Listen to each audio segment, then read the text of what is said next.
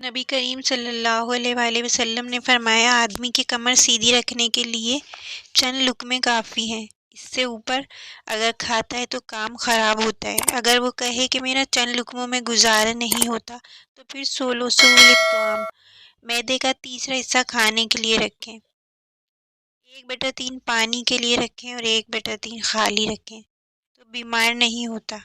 اگر قسمت سے بیمار ہو تو الگ بات ہے۔ میرے نبی کریم صلی اللہ علیہ وسلم صبح کھایا تو شام میں نہیں کھایا، شام میں کھایا تو صبح نہیں کھایا، باسی کھانا کبھی نہیں کھایا آپ صلی اللہ علیہ وسلم نے، اور ایک بار باسی روٹی کھائی آپ تازہ کھانا کھاتے تھے یا چھوڑ دیتے تھے، اور شام کا کھاتے تھے تو صبح کا کھانا نہیں کھاتے تھے، اور صبح کا کھاتے تھے تو شام کو نہیں کھاتے تھے۔ اور جس کو اللہ نے نفیس بنایا ہے، کھا کھا کر وہ اپنی تباہی نہ کرے۔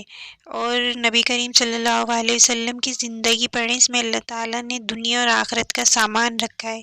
میرے نبی کریم صلی اللہ علیہ وسلم نے فرمایا، سب سے بدترین جس کو بھرتا ہے وہ اس کا پیٹ ہے۔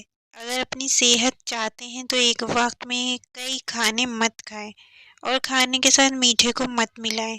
پیٹ بھر کر کبھی بھی کھانا مت کھائیں۔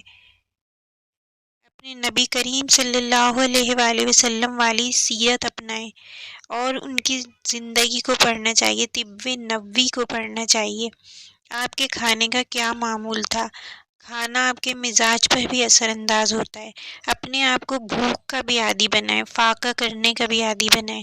نبی کریم صلی اللہ علیہ وآلہ وسلم کی زندگی کو پڑھیں، اس پر عمل کریں اور ایک صحت مند زندگی گزاریں۔